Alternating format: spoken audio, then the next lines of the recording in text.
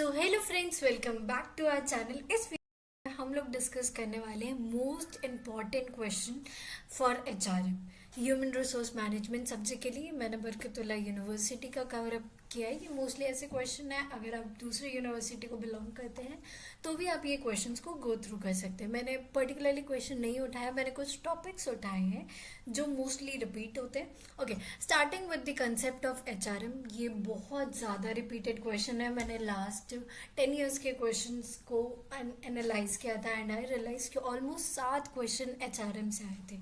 ठीक है, so let's get started. तो एचआरएम क्या होता है? एचआरएम एक्चुअली होता है कि managing a human resource so that both employee and organization is able to achieve its goal. So basically HRM होता क्या है? HRM का मतलब होता है that is human resource management. जो टर्म है human resource management, वो खुद ये चीज़ बताती है कि ह्यूमन जो है वो एक रिसोर्स की तरह है, चाहे रिसोर्स की तरह है एक ऑर्गेनाइजेशन के लिए, राइट?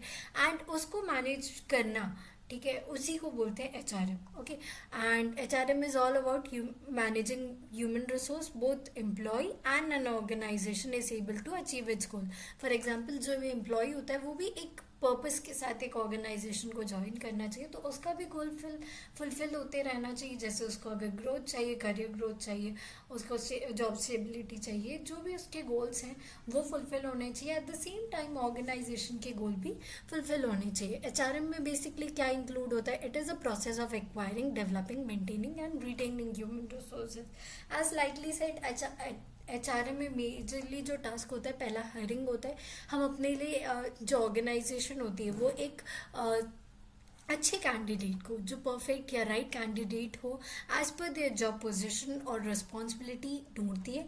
उसके बाद क्या करती है? It focus on developing. जो ह्यूमन रिसोर्स है उसको हम प्रॉपर ट्रेनिंग देते हैं सो दैट अगर वो कहीं पे भी कोई उसके वर्क में डिस्पेरेंसी आ रही है तो वो चीज़ें हट जाए, राइट? एंड वो भी उसकी भी पर्सनल खुद की ग्रोथ होती रहे and eight the same time उसके भी परफॉर्मेंस बूस्ट होता रहे। ठीक है, उसके बाद क्या होता है? उसके बाद हम लोग मेंटेन करते हैं हमारे ह्यूमन रिसोर्स को। हम लोग ह्यूमन रिसोर्स को कैसे मेंटेन करते हैं? इन केस अगर जो हमारे ह्यूमन रिसोर्स है प्रॉपरली वर्क नहीं कर रहे तो हम पेनल्टीज चार्ज करते हैं। अगर वो अच्छा वर्क कर रहे तो हम लोग रिवॉर्ड करते हैं, हम लोग उनको कॉम्पनसेट करते हैं, उनको दूसरे तरह के बेनिफिट्स भी प्रोवाइड किए जाते हैं एंड एम्प्लॉयज़ रिलेशन अच्छे मेंटेन करने की कोशिश करते हैं, उनकी हेल्थ एंड सेफ्टी पे ध्यान देते हैं। इसलिए बहुत सारी ऑर्गेनाइजेशन अपने एम्प्लॉयज़ के इंश्योरेंस भी करवाती है, right?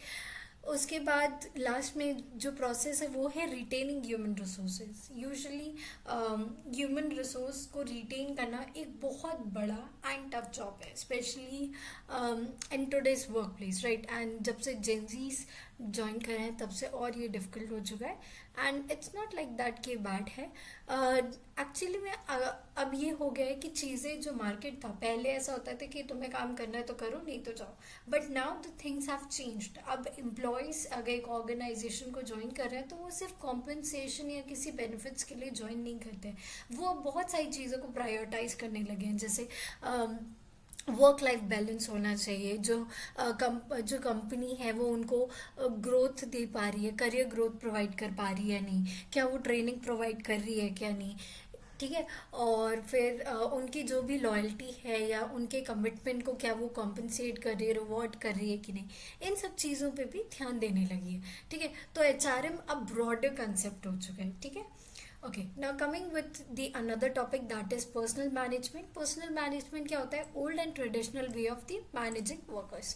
Okay, so personal management एक ऐसा प्रैक्टिस है जो हमारे जो दादाजी लोग के टाइम है, दादाजी लोग के टाइम यूजुअली चला करता था। उसमें क्या होता था कि जो वर्कर्स हैं वो मशीन की तरह ट्रीट किए जाते थे और एक्सपेंसेस, मतलब अगर ये काम करेंगे तो हमें इनको हमें इन पे इन्वेस्ट करना पड़ेगा, नॉट इन्वेस्ट, हमें इन पे स्पेंड करना पड़ेगा, राइट? तो वो हमारे एक्सपेंस कंसिडर किया जाता था बाय एन ऑर्गेनाइजेशन। ठीक है, अब क्या है, इसका मेन जॉब क्या होता था? इनका पर्सनल मैनेजमेंट बहुत छोटा कंसेप्ट है। इसमें क्या होता था कि बेसिकली अटेंडेंस चेक की जाती थी, जो भी लोग हैं अच्छा परफॉर्म कर रहे तो उनको सैलरी प्रोवाइड कर दी जाती थी टाइमली, एंड ऑफिस में बहुत ज़्यादा स्ट्रिक्ट रूल चला करते थे कि एंड जो मेनली फोकस होता था वो यूजुअली या तो डिसिप्लिन या तो पेपर वर्क पे हुआ करता था।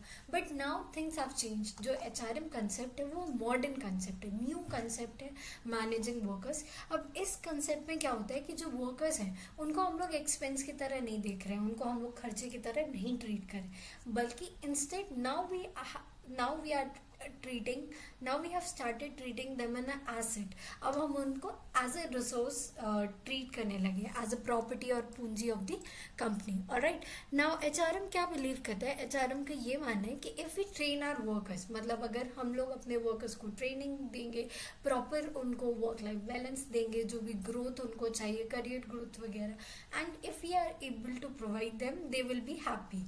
ठीक है, वो लोग खुश रहेंगे। और कंपनी क्या है, अगर एम्प्लॉयज खुश हैं, यहाँ पे क्या कंसेप्ट है कि अगर एम्प्लॉयज खुश हैं तो कंपनी ऑटोमेटिकली ग्रोथ एक्सपीरियंस करेगी। ठीक है, एंड यूजुअली और पहले क्या कंसेप्ट होता था कि कंपनी को फर्क नहीं पड़ता, कंपनी को अपने काम से काम रखती थी and that's it. But now things have changed, अब वर्कर्स पे ज़्यादा ध्यान दिया जाता है, अब एम्प्लॉयज पे ज़्यादा उनके नीड्स एंड वांट्स को इम्पोर्टेंस दी जाती है। ठीक है, now it has shifted that focus also to the improving skills and making sure कि जो भी टैलेंट्स है, वर्कर्स जो भी टैलेंटेड हमारे टॉप टैलेंट्स हैं, उनको हम लोग कंपनी में रिटेन कर पाए। Now this is very important question, ये इतनी बार पूछा गया, may be with in 10 years more than 5 to 6 times this same question has repeated. तो ये क्वेश्चन को बहुत अच्छे से पढ़ना है। Starting with the basis of differences, that is personal management and HRM, that is human resource management. Personal management क्या होता है, पर्सनल मैनेजमेंट एक ओल्ड एंड ट्रेडिशनल वे है, इसमें बेसिकली फिक्स रूल्स रहते थे। वहीं पे एचआरएम जो कंसेप्ट है वो मॉडर्न कंसेप्ट है, ये न्यू मेथड है। इसका बेसिक फोकस रहता है कि बोथ कंपनी और वर्कर्स की ग्रोथ पे फोकस रहता है। वहीं पे पर्सनल मैनेजमेंट का किस पे ग्रोथ रहता है, सिर्फ ऑर्गेनाइजेशन के गोल्स को फुलफिल करने का रहता है। Now coming to the another point, that is views on workers. तो वर्कर्स को एज ए सिर्फ टूल या फिर as a source of labour consider किया जाता था, उनको एज एन एक्सपेंस कंसिडर किया जाता था उनके वर्क को, right. But now things have changed, अब वर्कर्स को कैसे ट्रीट किया जाता है, as an valuable asset, as a resource of the organisation. Now main focus क्या है, यूजुअली जब पर्सनल मैनेजमेंट होता था तो मेन फोकस था कि डिसिप्लिन, कंपनी में डिसिप्लिन होना चाहिए, and they were forced to follow the company's rule. देखो, कंपनीज के रूल को फॉलो करना गलत बात नहीं है, but there used to be very strict rule. Okay, but now the things have changed, अब कंपनी थोड़ा सा एम्प्लॉयज को ज़्यादा रिलैक्सेशन देती है, they allow them to develop them self, उनके स्किल्स को इम्प्रूव कर सके, and this helps company to achieve its goal. Right, now coming to the decision making, so basically जो डिसीजन मेकिंग होती थी अर्लियर ऑन, वो सिर्फ टॉप मैनेजर्स करा करते थे और एल्स ओनर्स किया करते थे, एंड वर्कर्स से तो एक बार भी पूछा नहीं जाता था, राइट। उनके व्यूज पॉइंट को इम्पोर्टेंस भी नहीं दी जाती थी। Now the things have change, workers को इंकरेज किया जाता है कि तुम लोग सजेशन दो, you come up with some kind of ideas और decision, and what do you think कि क्या सही डिसीजन होना चाहिए, and so on. Now coming to the fifth और six point, that is salary and reward. तो basically salary job position के basis पे दी जाती थी, उनके वर्किंग आवर्स पे दी जाती थी, and their routine. Okay, but now the things have change, अब आपको सैलरी और रिवॉर्ड मिलते हैं बेस्ड ऑन योर परफॉर्मेंस, आपका टैलेंट क्या है, आपके अचीवमेंट क्या है, उस पर डिपेंड करता है, राइट। सिर्फ आपने कितने आवर्स पुट किए, it doesn't matter. Okay, now coming to the another point, that is dimension है, दैट इज जो पर्सनल मैनेजमेंट में होता था उसमें सिर्फ रिटन कॉन्ट्रैक्ट होता है, बहुत केयरफुली जो भी कॉन्ट्रैक्ट में लिखा रहता था सिर्फ उस पर फोकस जाता था। But HRM is different concept, इसमें सिर्फ बियॉन्ड कॉन्ट्रैक्ट की भी बहुत सारी चीज़ें they try to offer you. And coming to the rules, ठीक है, बहुत ज़्यादा स्ट्रिक्ट एंड क्लियर रूल थे। But now human resource management में क्या किया कि सिर्फ रूल्स को ना मतलब आउटलुक कर दिया गया कि सिर्फ रूल्स मैटर नहीं करते और सब चीज़ों को भी इम्पोर्टेंस देने लगे। मैनेजमेंट एक्शन किस पे बेसिस होता था, on the basis of procedure, now on the basis of the business need अब डिपेंड करता है। नाउ बिहेवियर अगैन वही नॉर्म्स एंड कस्टम जो भी प्रैक्टिसेस थी। अब बट एचआरएम में वैल्यूज और मिशन मैटर करता है, राइट। और पर्सनल मैनेजमेंट में पहले क्या था कि जो मैनेजर्स होते हैं तो उनका सिर्फ एक काम था, they have to monitor all the workers. But नहीं, now the things have change in HRM. Manager सिर्फ एक मैनेज नहीं करता है पूरी ह्यूमन रिसोर्स को, इंस्टेड उनको नर्चर करने की कोशिश करते हैं। ठीक है, इसीलिए तो हम लोग इम्पोर्टेंस बता रहे कि कैसे वो लोग पर्सनल ग्रोथ, करियर ग्रोथ को भी इम्पोर्टेंस देने लगे, वर्क लाइफ बैलेंस को भी इम्पोर्टेंट देने लगे हैं। ठीक है, नाउ की relation as an labour management, now the human resource management में एज अ कस्टमर ट्रीट किया जाता है ना। Now coming to the initiative, piece meal होता था। इट मीन्स कि जो वर्कर्स होते हैं उनको नहीं, मतलब उनके इनिशिएटिव्स को अप्रेस नहीं किया जाता था, अप्रिशिएट नहीं किया जाता था, एंड लिया भी नहीं जाता था उनसे। ठीक है, बट नाउ अब इनिशिएटिव्स उनके लिए जाते हैं। इंस्टेड मैनेजमेंट खुद बोलती है वर्कर्स को to come up with an idea, and उनके साथ बैठ के डिसीजन मेकिंग करती है। नाउ स्पीड ऑफ डिसीजन पहले स्लो हुआ करता था, now things have change, now things have become fast, क्योंकि सिर्फ टॉप मैनेजर ही नहीं सारे डिसीजन लेते हैं, या तो सिर्फ ओनर नहीं लेता। Now the things have change, अब मिडिल लेवल मैनेजमेंट और वर्कर्स को भी इंटीग्रेट किया जाता है, तो डिसीजन मेकिंग जो होती है वो फास्ट हो गई है। पहले जो मैनेजमेंट रोल था वो ट्रांजैक्शनल था, बट नाउ ट्रांसफॉर्मेशनल हो गया। ट्रांजैक्शनल मतलब सिर्फ कितने वर्किंग आवर्स हुए हैं, जो भी फिक्स एंड स्लॉटेड हुआ था, बट ट्रांसफॉर्मेशनल हो गया। मतलब अब जो मैनेजमेंट का रोल है वो ट्राई करती है कि जो उनके वर्कर्स हैं उनको ज़्यादा इंपॉर्टेंस देती है, ट्रांसफॉर्म करने में उनको हेल्प करती है, राइट, उनको नर्चर करती है ना। कम्युनिकेशन इनडायरेक्ट हुआ करता था, ठीक है, now the things have become direct. ठीक है, फिर प्राइस मैनेजमेंट स्किल्स, नेगोशिएशन पहले होता था, बट नाउ फैसिलेशन पे आ गया कि now they facilitate selection again separate and marginal task, now it has become integrated and की टास्क। पे किसके बेसिस पे होता था, फिक्स ग्रेड्स के बेसिस पे होता था, now the things have change, it is based on the performance. Now condition कैसे होते थे, सेपरेटली नेगोशिएट किए जाते थे, but now things have change. Harmonisation का मतलब यहाँ पे कि अब वर्क लाइफ बैलेंस को इम्पोर्टेंस दी जाती है, तो मतलब जो कंडीशन है वो अच्छी हो चुकी है। ठीक है, हारमनी बेस्ड पे हो चुकी है। ठीक है, अब सिर्फ एज एन एम्प्लॉय या नौकर नहीं समझा जाता है, दे गिव यू इम्पोर्टेंस, यही बोला गया है। ठीक है, नाउ लेबर मैनेजमेंट में क्या है कि कलेक्टिव बार्गेनिंग कॉन्ट्रैक्ट्स हुआ करते थे। मतलब लेबर ऐसे बहुत सारे लेबर्स ऐसे आके, जैसे ट्रेड यूनियन में नहीं, कलेक्टिव लेबर का कलेक्टिव बार्गेनिंग आपने पढ़ा होगा कंसेप्ट, वही। But now things have change, अब इंडिविजुअल कॉन्ट्रैक्ट्स होते हैं।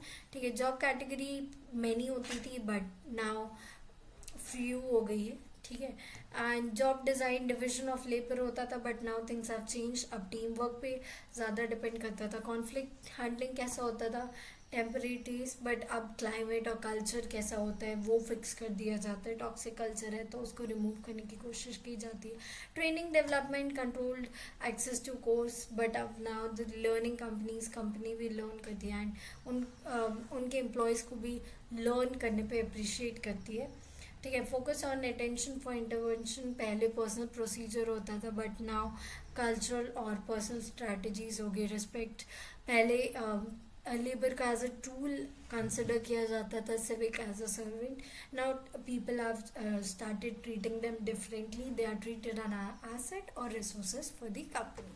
ठीक है, शेयर इंटरेस्ट सिर्फ ऑर्गेनाइजेशन के अपर मोस्ट या टॉप मैनेजमेंट को ही सिर्फ प्रायोरिटी दी जाती थी, but now mutuality of interest आ चुका है। मतलब सभी एम्प्लॉयज़ को नॉट इक्वली, बट सभी एम्प्लॉयज़ को प्रायोरिटी में रखा जाता है। ठीक है, एवोल्यूशन क्या है, प्रीसीड्स एचआरएम, और फिर अगर इसके बाद एचआरएम के बाद तो अभी कोई आज सच एवोल्यूशन आया नहीं है, so that's what is written over here, that is latest in the evolution of the subject. So ये बहुत अच्छा टेबल मिला था मुझे, and I think you should draw this table, because जितने ज़्यादा पॉइंट्स लिखोगे एज ऑफ यू नो, उतने ज़्यादा मार्क्स आप इजीली स्कोर कर सकते हो। तो you should pay more attention to this table.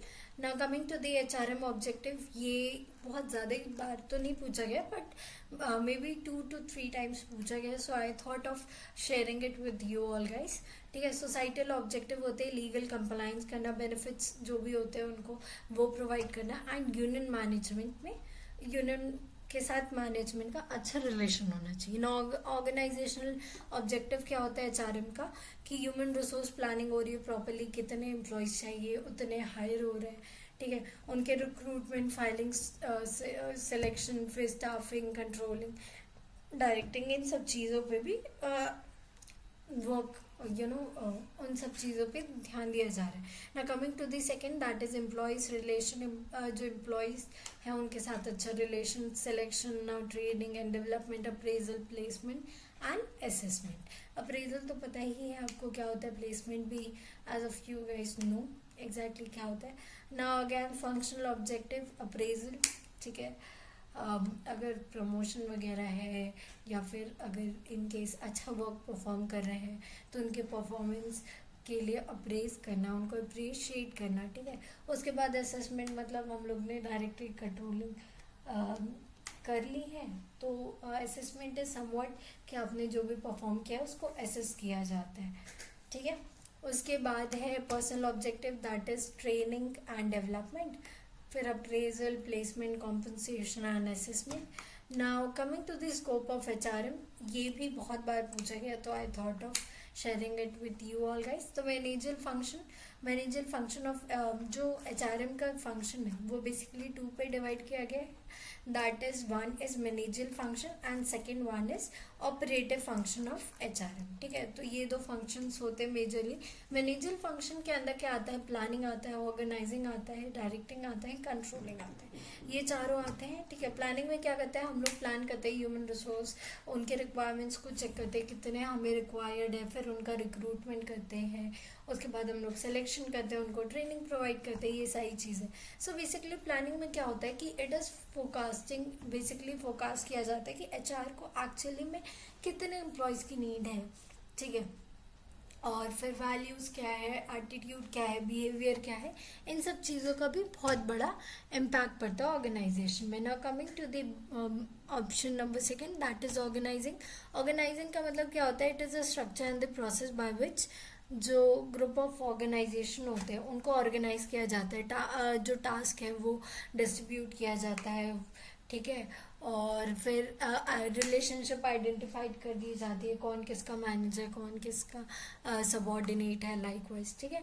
And task जितने भी एक्टिविटीज़ हैं सबको इंटीग्रेट कर दी जाती है, ठीक है ना। ऑर्गेनाइजेशन बेसिकली जो ऑर्गेनाइजिंग का मेन पर्सपेक्टिव है वो यही है कि ऑर्गेनाइजेशन में सबके बीच में जो भी रिलेशनशिप है वो इस्टेब्लिश की जाए, एंड सो दैट कि जितने भी लोग हैं वो कलेक्टिवली कंट्रीब्यूट कर पाए किसको, towards the company goal. Okay, coming to the option number C, that is directing. Directing में क्या होता है, इट इज़ अ विलिंग, मतलब जो हमारे एम्प्लॉयज़ हैं वो विलिंगली कोऑपरेट कर रहे हैं, ठीक है, and they are contributing towards organisational goal, and सब लोग प्रॉपर डायरेक्शन में काम कर रहे हैं। नॉट टैपिंग, डायरेक्टिंग में ये है कि जितने भी ज़्यादा लोग जितने भी लोगों में पोटेंशियल है या जितने लोगों में नहीं है उनको मोटिवेट करना, उनको कमांड करना, ठीक है।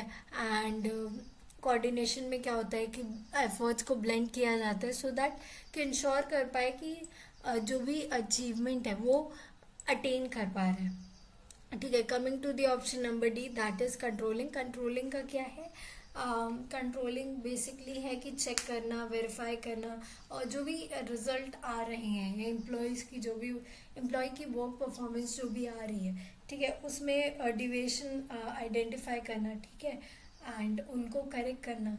तो यही सारी चीज़ें कि जो भी एक्शंस है ऑपरेशन है उनको एडजस्ट करना एज पर द जो भी हमने प्लान्स डिटरमाइन किए थे पहले, ठीक है। ट्रेनिंग प्रोग्राम को ऑडिट करना, एनालाइज करना, लेबर टर्नओवर क्या है, ठीक है। और फिर उसके बाद स्टैंडर्ड है कि नहीं, स्टैंडर्ड हम लोग फाइंड आउट करते थ्रू एनालाइज करते हैं हमारे स्टैंडर्ड थ्रू कंट्रोल, ठीक है, सॉरी, लाइकवाइज फिर और सारी चीज़ें जो भी है इम्पॉर्टेंट वो हम लोग करते हैं as an controlling function of the HRM, ठीक है। Now coming to the operative function of HRM, coming to the first point that is HR resourcing. इसमें क्या है, ये बहुत इंपॉर्टेंट फंक्शन होता है, ठीक है। इसमें बस बेसिकली अगेन ये सेम चीज़ों से पर्सपेक्टिव से सेम पर्सपेक्टिव पे काम करता है जिसमें मैनेजमेंट काम करता है, बस थोड़ा सा फंक्शन जो वे ऑफ राइटिंग है वो थोड़ा सा अलग है। HR रिसोर्सिंग में भी वही किया जाता है, राइट एम्प्लॉयज ढूंढा जाता है, ऑर्गेनाइजेशनल जो भी गोल होते हैं उनको अचीव करने की कोशिश की जाती है, उनके टुवर्ड्स वर्क किया जाता है।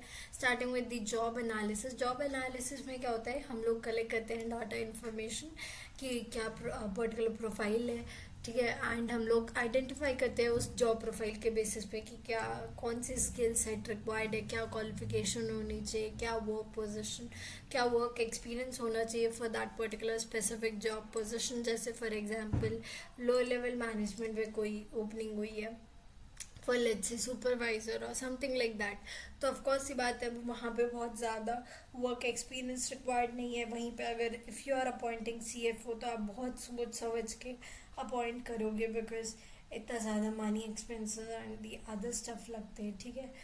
आप उनकी क्वालिफिकेशन को चेक करोगे, उनके स्किल सेट को चेक करोगे, आप उनके वर्क एक्सपीरियंस को चेक करोगे, राइट, लाइकवाइज, ठीक है। Coming to the second point that is hiring. उसके बाद हम लोग हायरिंग करेंगे जो भी हमें लगता है कि जिसको भी हम कंसिडर करते हैं कि मोस्ट डिजर्विंग कैंडिडेट हैं उसको, एंड उसके बाद इससे क्या होता है कि मैनेजमेंट को हेल्प मिलती है कि वो परफेक्ट कैंडिडेट है कि नहीं जॉब के लिए, ठीक है। फिर उसके बाद C है that is training and development. इसमें क्या होता है कि जो एम्प्लॉयज़ है वो एक्वायर करते हैं new skills and knowledge, and वो अपनी जॉब इफेक्टिवली परफॉर्म करता है।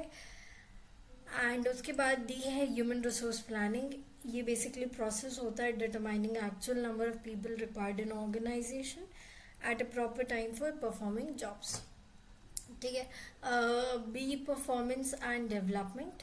A परफॉर्मेंस एनालिसिस करना।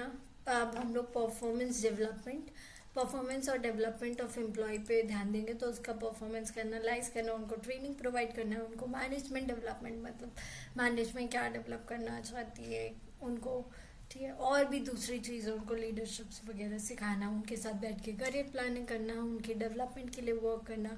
फिर है इंटरनल मोबिलिटी, ठीक है। उसके बाद अगर वो इंटरनल मोबिलिटी मतलब इंटरनली ही कहीं ट्रांसफ़र हो रहा है या not transfer I would say, ठीक है, स्विच करना या जो भी है उसको। एंड फिफ्थ है दैट इज़ ट्रांसफर।